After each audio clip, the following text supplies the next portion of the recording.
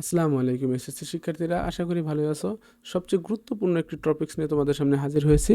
তোমাদেরকে আজকে আমি শিক্ষা দেব কীভাবে রাইট ফর্ম অফ ভার্বসে ফুল মার্কস পাবা।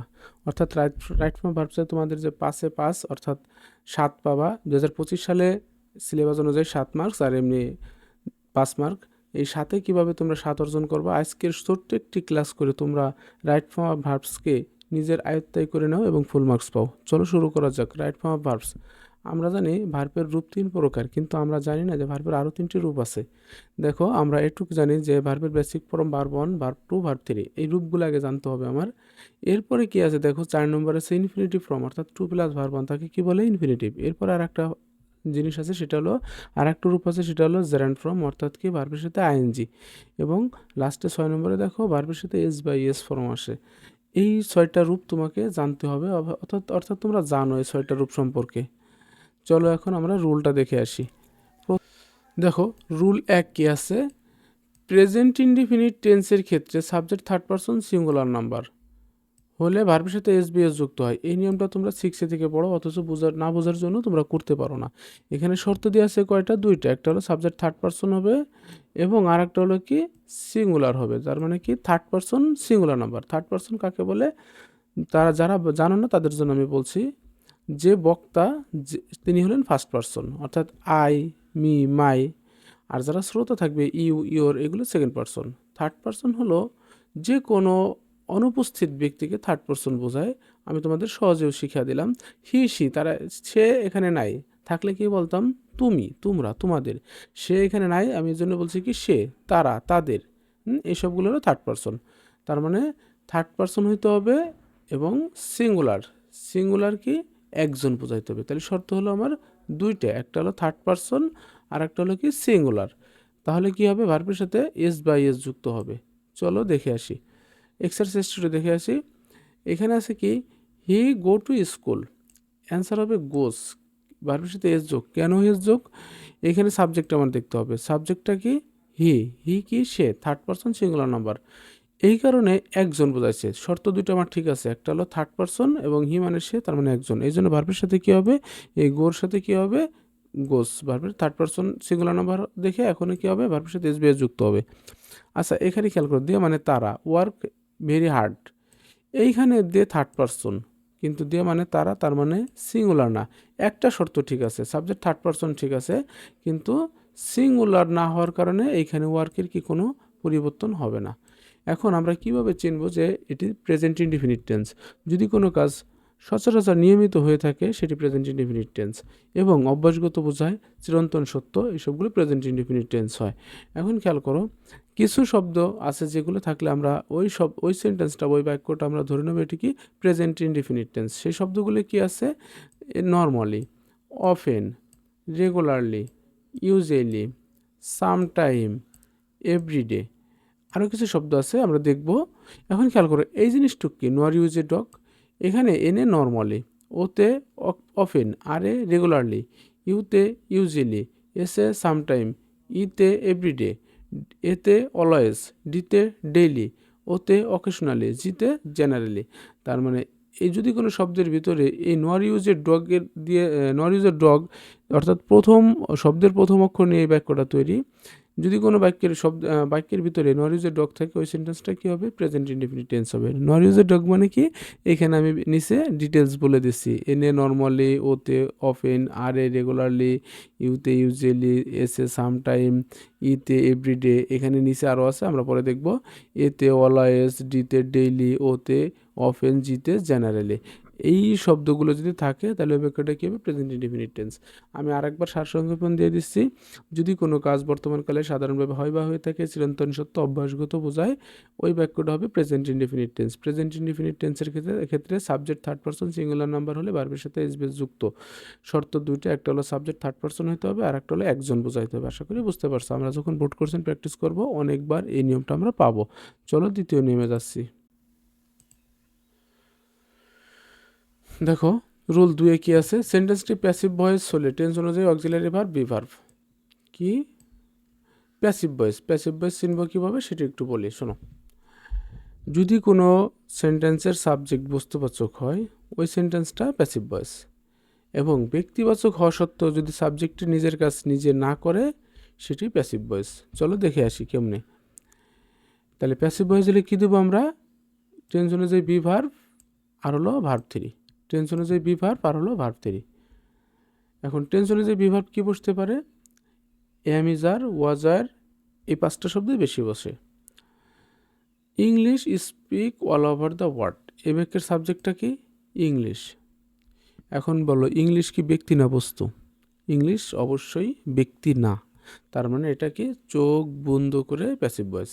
তাহলে প্যাসিভ ভয়েসটার নিয়ম কি? অক্সিলারি ভার্ব মানে বি ভার্ব। তাহলে এখানে ইংলিশ দিয়ে কথা বলা হয় সারা বিশ্বব্যাপী।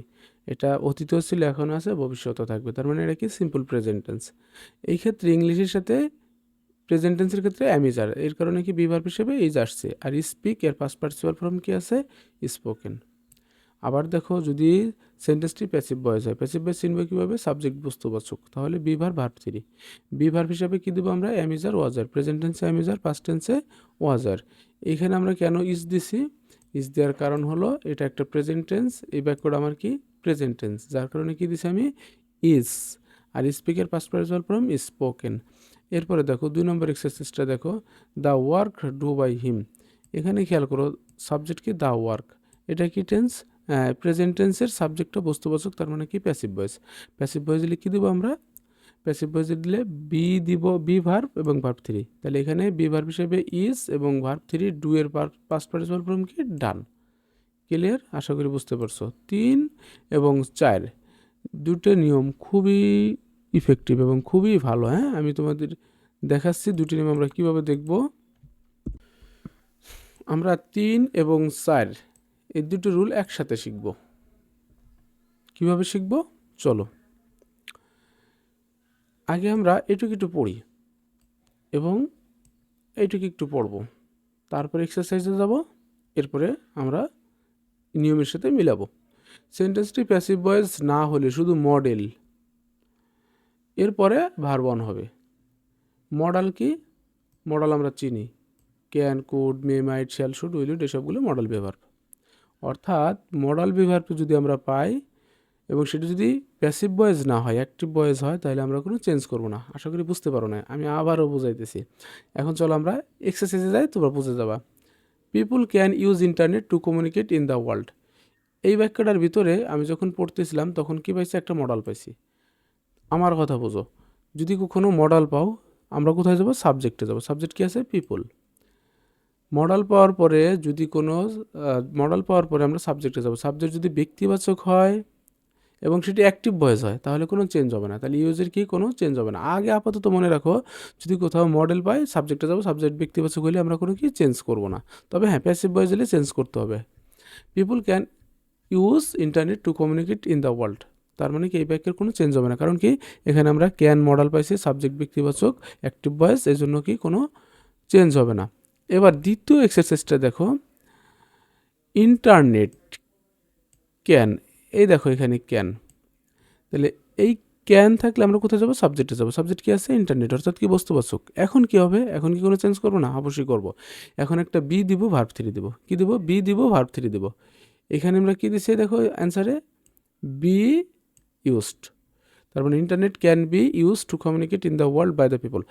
এখন খেয়াল করো, আমার কথা শোনো, আশা করি মনে থাকবে। আমরা রাইট ফর ভার্বস করার সময় যদি কোথাও মডেল পাই, ওই মডেল পেলে আমরা সাবজেক্টে যাব। সাবজেক্ট যদি ব্যক্তিবাচক হয় কোনো চেঞ্জ করব না, এবং যদি বস্তুবাচক হয় তাহলে বি দিব, ভার্ব থ্রি দিব। আবার বলছি, সাবজেক্ট ব্যক্তিবাচক হলে নো চেঞ্জ, আর বস্তুবাচক হলে একটা বি দিব, ভার্ব থ্রি দিব। আবার দেখো এখানে ক্যান যখন আমরা পাইছিলাম এটা ব্যক্তিবাচক সাবজেক্ট, কোনো চেঞ্জ করিনি। কিন্তু এখানে যখন আমরা subject can be verb model হিসেবে যখন ক্যান পাইছিলাম তখন সাবজেক্ট ছিল ইন্টারনেট, অর্থাৎ বস্তুবাচক। এই কারণে আমরা কি দিছি এখানে? B used. তার মানে বস্তুবাচক যদি সাবজেক্ট পাই তাহলে বি দেবো, ইউজড দেবো, মানে ভার্ব থ্রি দেবো। আর যদি ব্যক্তিবাচক সাবজেক্ট পাই তাহলে ম্যাক্সিমাম ক্ষেত্রেই কি কোনো চেঞ্জ হয় না। যদি অ্যাক্টিভ ভয়েস হয় তাহলে তো চেঞ্জ হবে না, প্যাসিভ ভয়েস হলে চেঞ্জ হবে। এই নিয়মে পড়বে। আশা করি বুঝতে পারছো। মডেল পাওয়ার পরে সাবজেক্টে যাব, সাবজেক্ট ব্যক্তিবাচক হলে নো চেঞ্জ, বস্তুবাচক হলে বি, ভার্ব থ্রি। আচ্ছা, ভয়েস দুই প্রকার, অ্যাক্টিভ ভয়েস, প্যাসিভ ভয়েস আমরা জানি। অ্যাক্টিভ ভয়েস কি? সাবজেক্ট সক্রিয়, নিজের কাজ নিজে করবে। আর প্যাসিভ ভয়েস কি? সাবজেক্ট নিজের কাজ নিজে করবে না, কেউ কারো কাজ তার উপর এসে বর্তাবে বা পড়বে। আচ্ছা, আমরা 5 নম্বর রুলটা দেখবো, একেবারে ইজি ইজি রুল। সেন্টেন্সটি যদি দুটি ভার্ব থাকে তাহলে ব্র্যাকেটের ভার্বের সাথে কী হবে, আইএনজি যুক্ত হবে। আচ্ছা, আমি দেখাতেছি, খেয়াল করো। সেন্টেন্সটি দুটি ভার্ব থাকলে দ্বিতীয় ভার্বটির সাথে কী হবে, আইএনজি যুক্ত হবে। এটা আমরা এক্সারসাইজটা দেখি। I saw him draw a picture, এখানে স একটা ভার্ব, আবার ড্র একটা ভার্ব, তার মানে কী করছি, ড্রোর সাথে আইএনজি যোগ করে দিছি। Easy system. হি স্টার্ট, সে শুরু করলো স্টাডি। আচ্ছা, স্টার্ট মানে কি, শুরু করা। স্টাডি মানে কি, পড়ালেখা। তার মানে এখানে একটা ভার্ব, এখানে একটা ভার্ব, দ্বিতীয় ভার্বের সাথে কী করে দিছি, স্টার্টিং, হ্যাঁ, ING. He start studying very hard because exam are very near, তোমাদের মতো, ঠিক আছে, খুব কাছেই পরীক্ষা। আচ্ছা, 6 নম্বর নিয়ম খুবই সহজ। সকল প্রিপোজিশন শুধুমাত্র টু বাদে, প্রিপোজিশনের পরে কী হবে, ভার্বের সাথে আইএনজি, কিন্তু টু এর পরে কী হবে, ভার্বের সাথে ভার্বের প্রেজেন্ট ফর্ম হবে, ঠিক আছে। তার মানে যত প্রিপোজিশন আছে তারপরে কী হবে, আইএনজি, শুধুমাত্র টু এর পরে ভার্ব ওয়ান। আসো আমরা এক্সারসাইজটা দেখে আসি, তাহলে বুঝতে পারবা। এটা দেখো, I stop thinking A job, আমি বাদ দিয়েছি চিন্তা করা। ডুইং দিস, এই যে ডু আছে তার সাথে কী হবে, আইএনজি, কেন দিলাম, of preposition. He has succeed in, এই যে ইন কি, প্রিপোজিশন, তারপরে কী দেবো, আইএনজি। আশা করি ক্লিয়ার। 7 নম্বর নিয়ম, তোমরা এটা জানো, অতীতবাচক যদি কোনো শব্দ থাকে বাক্যের ভিতরে, যেরকম কি study ago long since, last year, last night, last month, অর্থাৎ লাস্ট যুক্ত যে কোনো কিছুই, once upon A time, once there, এই অতীতবাচক যদি কোনো শব্দ থাকে সেই সেন্টেন্সটা আমরা কী করবো, পাস্ট ইনডিফিনিট টেন্স করব। দেখো, হি কাম হোম স্টারডে, এখানে কাম দিতে পারবো না, কারণ কি এখানে স্টার্ট আছে, এটা কি গতকাল, অর্থাৎ কি অতীতবাচক শব্দ, তাহলে এখানে কামের পাস্ট ফর্ম কী হবে, কেম। ওয়ান্স আপন এ টাইম, একদা এক সময়, তার মানে অতীতকালের কাহিনী বোঝাইছে। দেয়ার লিভ এ কিং, এক রাজা বাস করতো, এখানে আমরা এই যে ওয়ান্স আপন এ টাইম যখন পাইছি তখন বুঝতে পারবো কি এটা একটা পাস্ট টেন্স বোঝাইতেছে। এর কারণে আমরা কী দেবো, এই লিভের পাস্ট ফর্ম কী দেবো, লিভড। আশা করি ক্লিয়ার হয়েছে, একেবারেই সোজা সোজা। চলো 8 নম্বর রুল দেখে আসি। 8 নম্বর রুলটা কি আছে, রাইট ফর্ম ভার্বসের ব্র্যাকেটে যদি শুধু বি থাকে, একেবারে ইজি, তাহলে আমরা দেবো কি, এই যে এম ইজার ওয়াজার, বর্তমানকালে দেবো এম ইজার, আর অতীতকালে দেবো কি, ওয়াজার। যদি ব্র্যাকেটে কি থাকে, শুধু বি থাকে। চলো এক্সারসাইজটা দেখে আসি। ইন উইন্টার, শীতের সিজনে, badminton be a favourite game in our country. Is কেন দিলাম, এটা একটা স্বাভাবিক কথা যে শীতের কালে বাংলাদেশে কি, আমাদের দেশে শীতের সিজনে ব্যাডমিন্টন খেলা জনপ্রিয়। অতীত ছিল, এখন আছে, ভবিষ্যতে আরও হবে, তার মানে এটা কি সিম্পল প্রেজেন্ট টেন্স। এক্ষেত্রে বি থাকলে কী দেবো আমরা, অ্যামিজার বা ওয়াজার, কিন্তু ওয়াজার তো দিতে পারবো না, আমরা বর্তমানকাল দেখে কী দিব, অ্যামিজার। ব্যাডমিন্টনের সাথে কী মিলছে, ইজ। এরপরে দেয়ার লিভড এ কিং, এখানে খেয়াল করো, দেয়ার লিভড, এই যে দেয়ার লিভড, হ্যাঁ ইডি আছে, অর্থাৎ কি পাস্ট টেন্স, তার মানে এই বি থেকে আর অ্যামিজার হবে, অ্যামিজার হবে না, কী দেবো, ওয়াজার। তাহলে এখানে এ কিং, একজন রাজা বাস করতো, তার মানে ওয়ার হবে না, কী হবে, শুধু ওয়াজ হবে। আশা করি বুঝতে পারছো।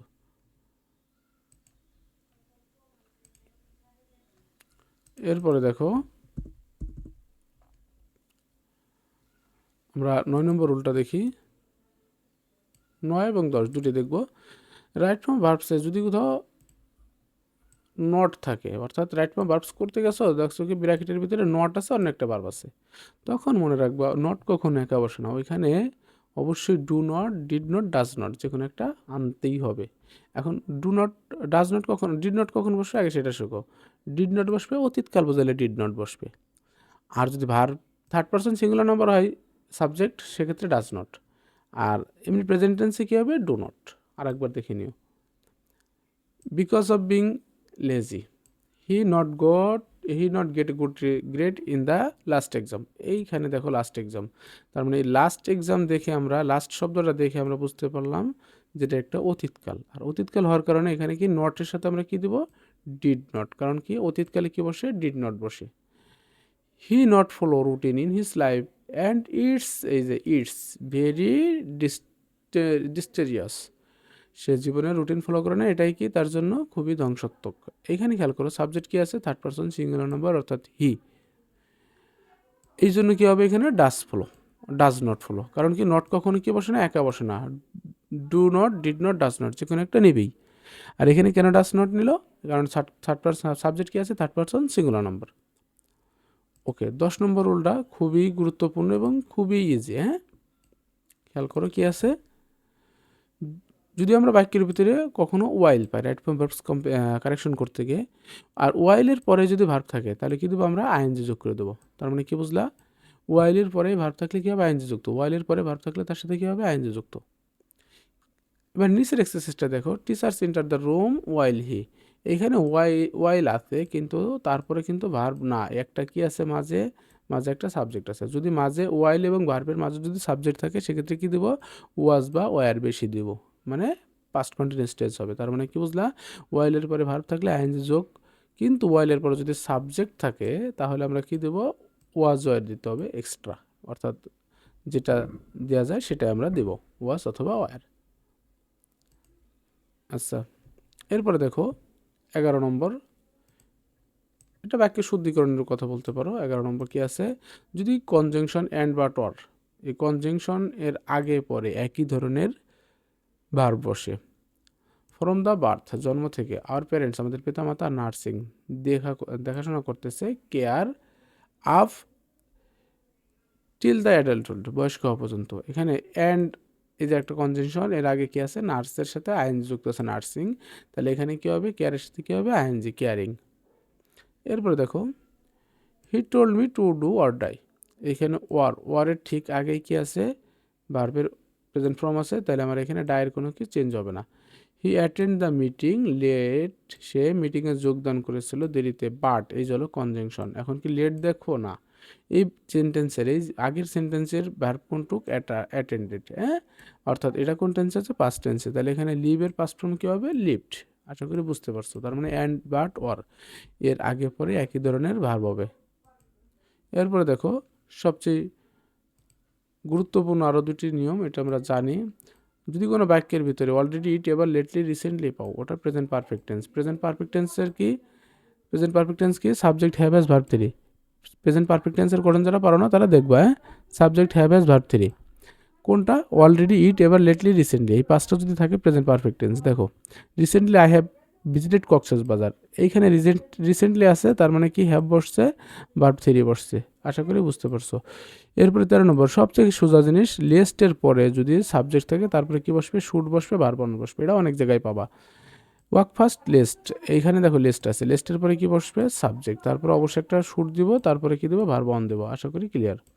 যা দেখো নাই বা বুঝো নাই সবগুলো নিয়ম মনোযোগ সহকারে দেখো, যদি কোনো নিয়ম না বুঝতে পারো আমাকে জানাও, আমি সেটুকু ক্লিয়ার করে দেবো ইনশাল্লাহ। ধন্যবাদ। আগামী ক্লাসে আমরা এক্সারসাইজ প্র্যাকটিস করবো, সাথেই থাকবা।